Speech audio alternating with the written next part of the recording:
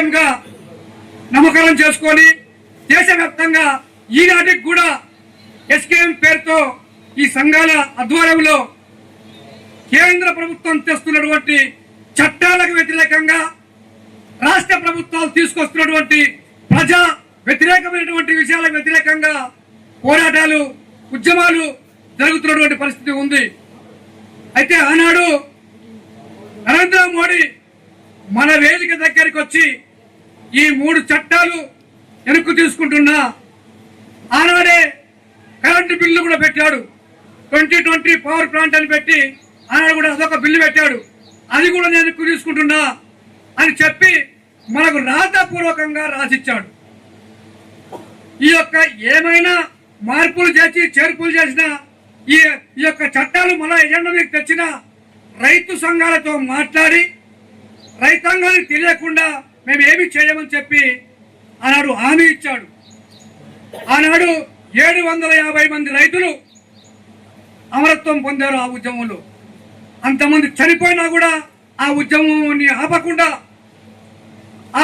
ఆపకుండా ఢిల్లీ యజమాన్యాన్ని ఢిల్లీ ప్రభుత్వాన్ని గడగడలాంచినటువంటి చరిత్ర రైతు కూలీ సంఘానికి ఉందనేటువంటి దాన్ని మనందరం గుర్తుపెట్టుకోవాల్సిన అవసరం ఉంది.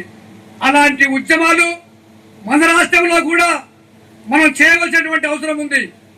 ఎందుకంటే ఈనాడు ప్రభుత్వాలు రైతాంగాన్ని, కార్మిక రంగాన్ని, వ్యవసాయ రంగాన్ని పూర్తిగా కార్పొరేట్ చేతుల్లో పెట్టడానికి ఈనాడు కుట్రలతో కుతంత్రాలతో చట్టాలు తెస్తున్నటువంటి పరిస్థితిని మనం రోజువారీగా మీడియాలలో చూస్తున్నాం, పేపర్లో చూస్తున్నాం.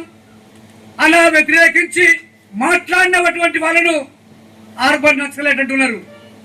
అలా ఎక్కువ మాట్లాడి పోరాటాలకు ముందు రావాలని చెప్పి పిలుపునిచ్చిన వాళ్ళను పాకిస్తాన్ ఏజెంట్ అంటున్నారు.